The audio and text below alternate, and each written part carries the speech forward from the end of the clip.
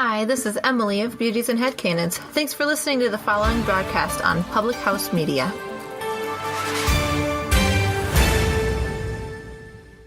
This is Baxter Colburn, host of the Verse of the Day podcast on Public House Media. Thanks for listening to the following broadcast on Public House Media. Once you're done with this episode, I hope you'll come check out my show, Verse of the Day. In Verse of the Day, we talk about practical examples on how each verse in the Bible can be applied to our daily lives and draw us a little bit closer to all that God has to offer.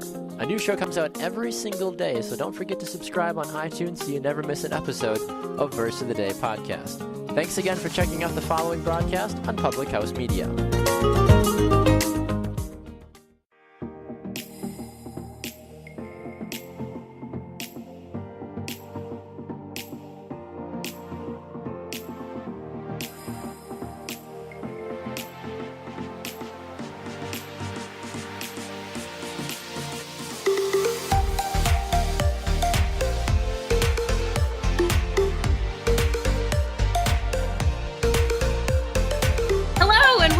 Tonight's Loud and Proud. This is a show about disability, by disability, and for disability. As always, thank you to the lovely Public House Media for providing us with the platform to have this show. I am your host, Nicole Kelly, and I myself was born with only one hand. I spent the past few years of my life traveling and speaking at schools and universities across the country on the topic of disability. It's my passion. That's why I'm here. So do you live with a disability? If so, hello, and welcome to a place where you can get connected with experts in our community, find thought leaders who are making changes and speaking out. Remember to hit subscribe, as you'll want this reminder every Monday night when Loud and Proud actually goes live on Facebook.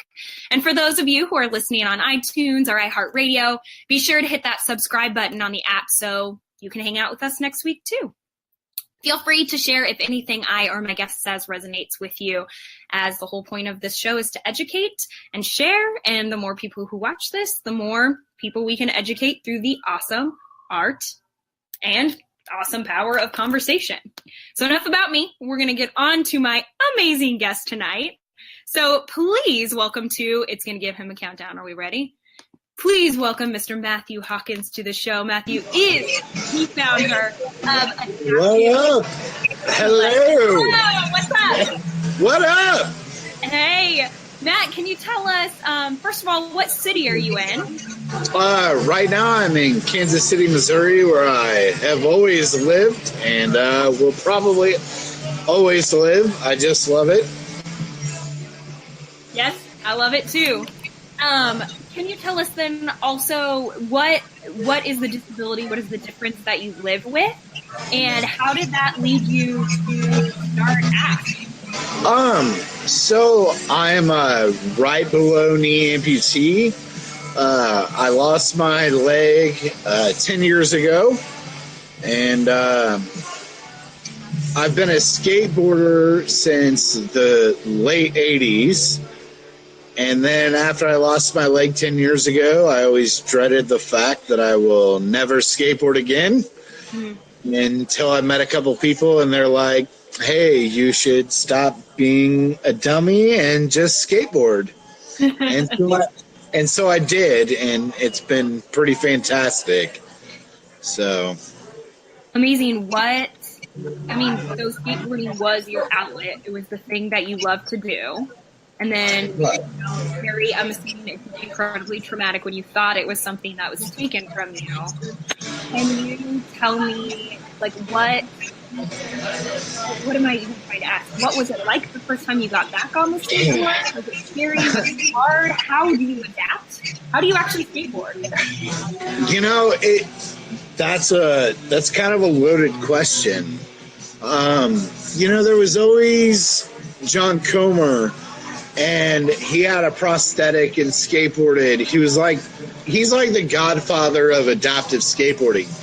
But before there was that category of adaptive skateboarding, he was just John Comer. He skateboarded for Pal Peralta, and even to today, I've been friends with him now for years, and to watch him skate now versus when he was in his prime, I think he's more incredible now than he was then.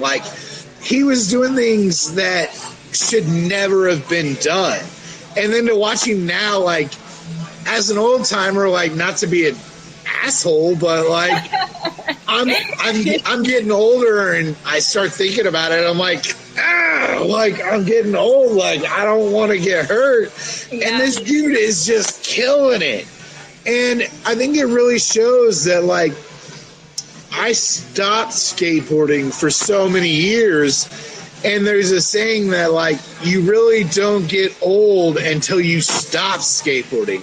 And I think that's accurate, because I stopped skateboarding for a good 7 years before I started again. And now it's so much harder. Not because I'm missing my leg, but because I'm older. Like, I just turned 35.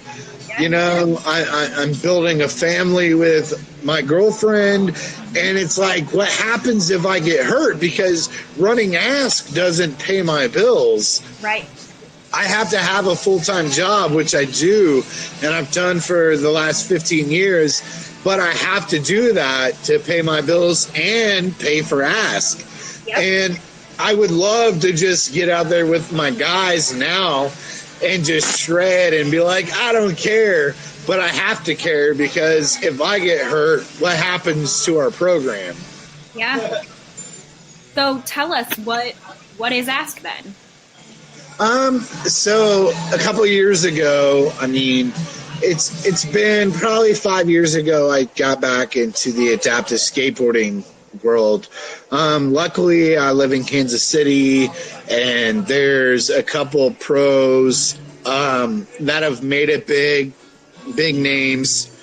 One of them being Gershon Mosley. He moved to Kansas City. The adaptive world won't know who he is, but anybody in the skateboarding world knows who he is. Gershon was the best of the best. He was very dedicated to his sport. It wasn't, I'm going to be a skateboarder because I want to be cool as a skateboarder. He did it because that was his way to express himself and to get away from his way of life. And a mutual friend of ours, Ryan Hood, I was being a crybaby and was like, oh, I want to skateboard again, but I can't because I'm missing a leg. And Ryan, which he's here tonight, he's off in the distance. I might bring him over later. But he called me out on it, actually exactly where I'm at today. Yeah. I'm in a stable bar in Kansas City, you know, having a date night with my girlfriend, and luckily she's really nice who's let me do this, because we don't get a lot of time together. But he just called me out on my negativity, and Ryan was like, Matt, stop being stupid. If you want to skateboard, then do it. It's not going to be the same as it was. It's not going to be how you expect it to be, but you're still skateboarding. Yeah. And that really, like, sunk into my head, and I was like, holy moly, this is a chance to do what I always loved to do, and I'm not expected to be what I used to be when I skateboarded, you know. And back then, like, there was John Comer, but there was really nobody else. Like, you Google adaptive skateboarding, and there really wasn't anybody. It was up and coming. You had people like Oscar Laredo and Evan Strong, but a lot of their videos were not published, so you couldn't find it. And then I was in a position, I went a year after my amputation without a prosthetic because I've been in the music industry, and they don't provide insurance.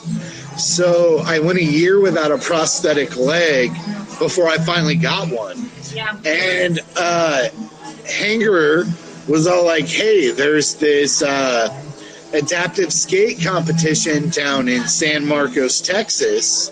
And I was like, okay, that's cool. I haven't been skateboarding long enough, but I want to go because I really want to see what's available. Sure.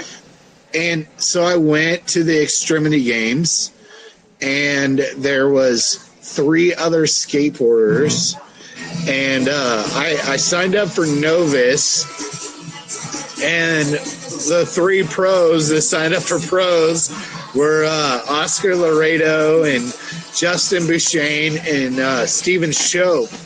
Yeah. And Steven has not been a part of this lately. Like, I don't know what happened to him.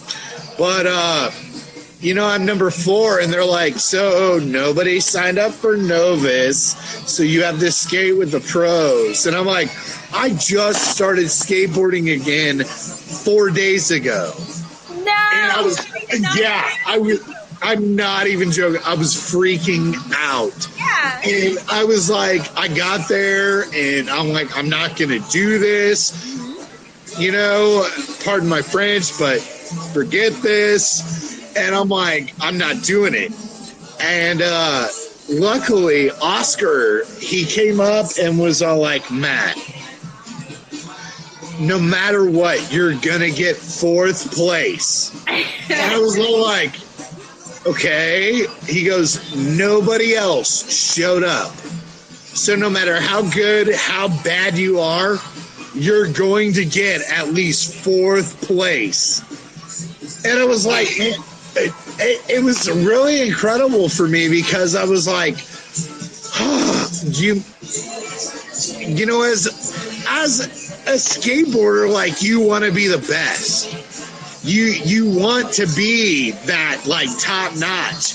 Sure. And then, like, to think about it, coming in as the newbie, and like, no matter what I do, I can seriously walk up, smile, and then turn around and get 4th place.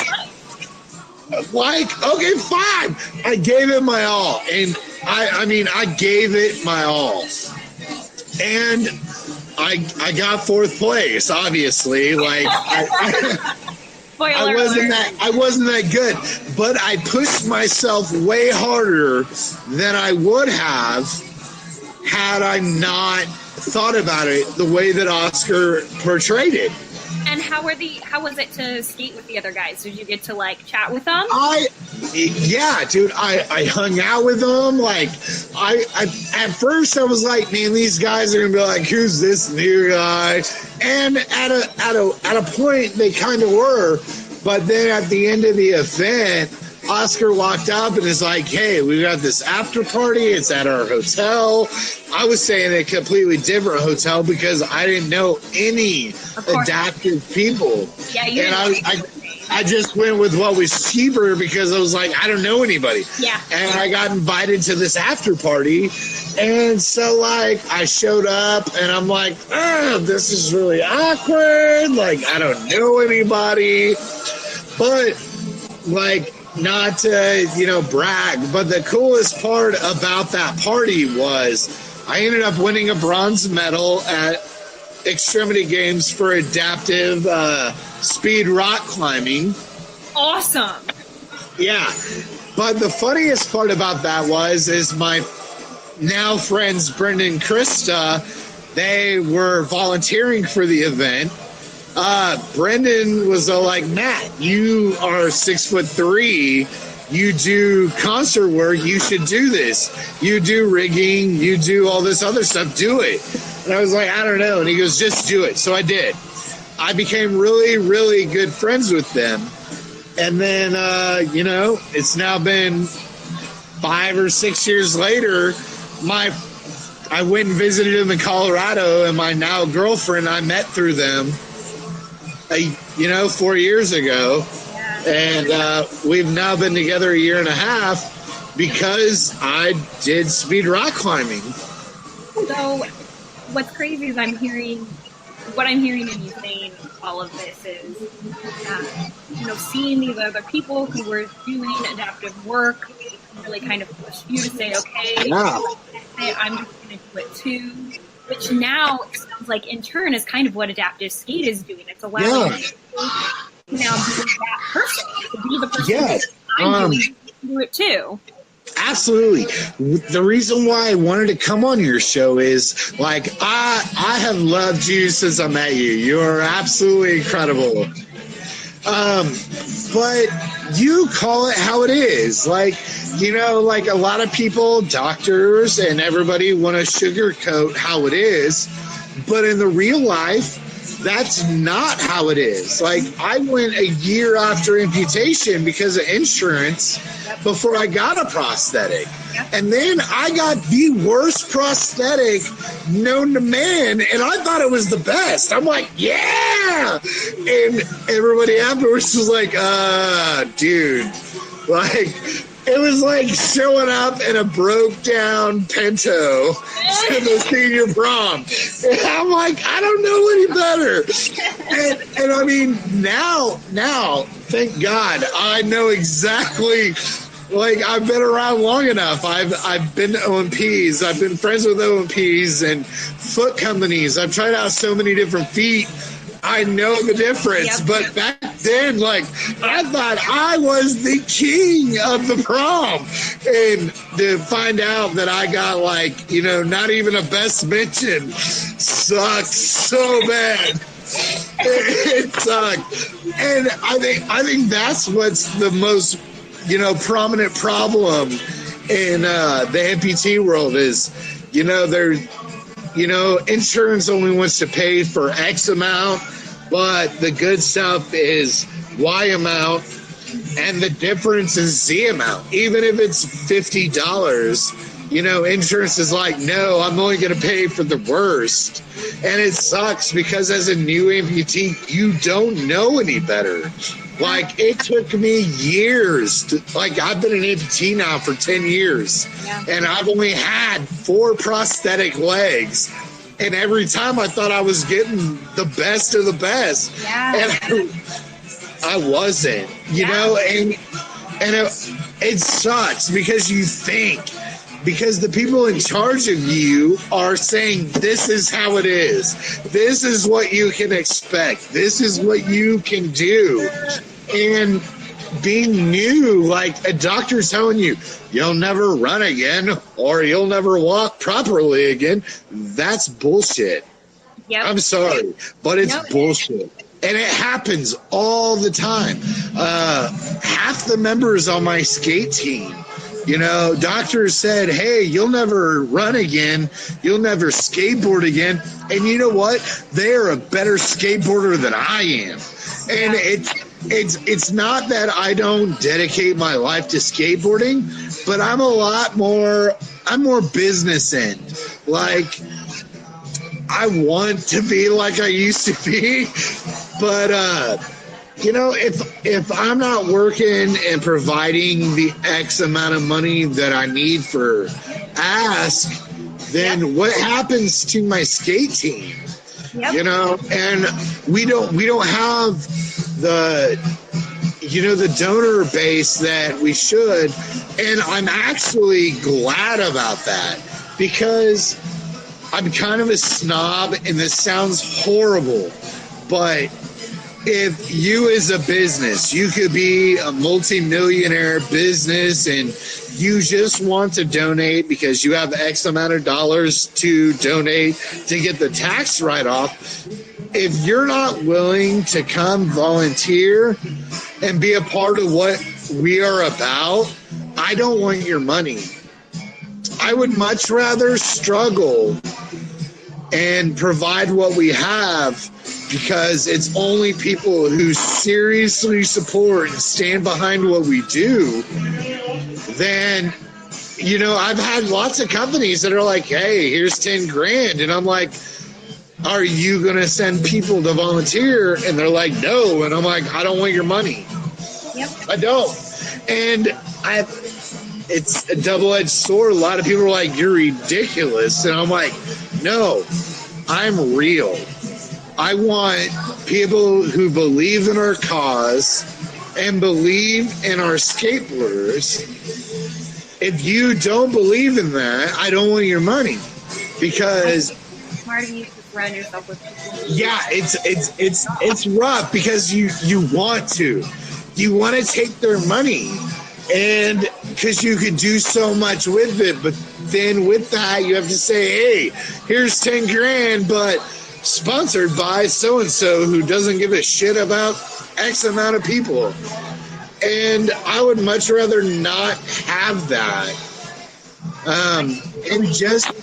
I think it's very smart of you. I think that you should not be, selling your brand. And for you, it's personal.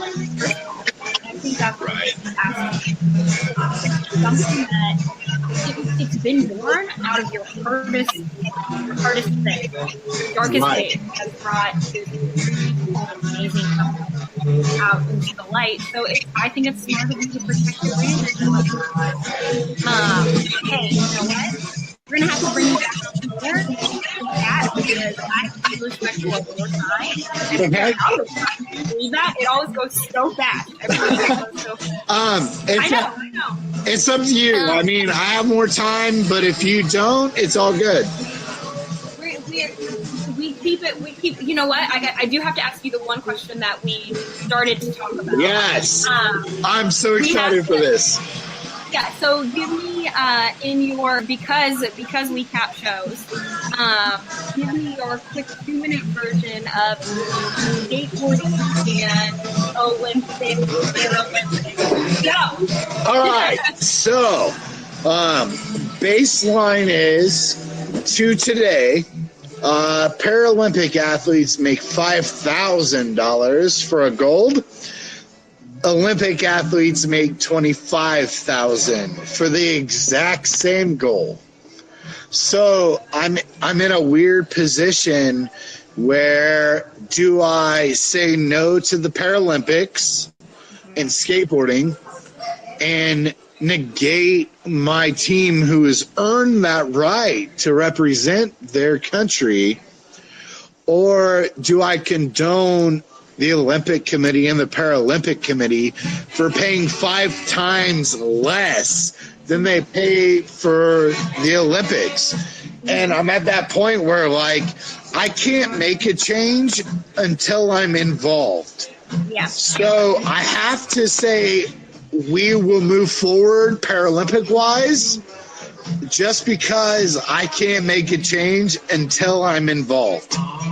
So moving forward, I think it's bullshit, and I will fight it every day until it's changed. So just because we agree to join Paralympic skateboarding does not mean that I believe that we deserve 5 times less than the Olympics. We do Skate for a Cause for Ryan Sheckler every year. Yep. The last 4 years, we have just been a demo. I brought it up last year, and I said, hey, I love you guys, and I thank you for giving us a platform to prove what we can do. But if we're going to move forward, we need every opportunity and every piece that you give the pro skateboarders. My guys deserve. Yep. And Gretchen and Angelique and Ryan, they were like, you know what? You are absolutely correct. So this year is our first year as a competition and not a demo. We get the exact same prize money. We get the exact same trophy. We get the exact same everything that every pro skater that comes to this event gets, which is huge. That is huge. Look at you go. Yeah. Keep busting balls. Keep living Absolutely. life. Look at you because you're doing it right. On that note, I'm going to let you go. Thank you so much for coming to hang out with me tonight. It was so Thank great you so much. Yeah, thanks for the work that you're doing. And while we've been chatting and I keep putting Adaptive Skate your website up so people can find you. I'm going to use that one more time before we go. Thank you. Anytime. I don't care if it's last minute or not, Nikki. Anytime you want me or any of my guys on your show, you just let me know and we'll be there. Love it. Always let me know if you have any particular announcements or events coming up. Absolutely. So again, thank you so much for joining us, and I'll catch you later. Yeah? Absolutely, homie. Joining us out there too. We'll see you later. Bye. Appreciate you. Bye.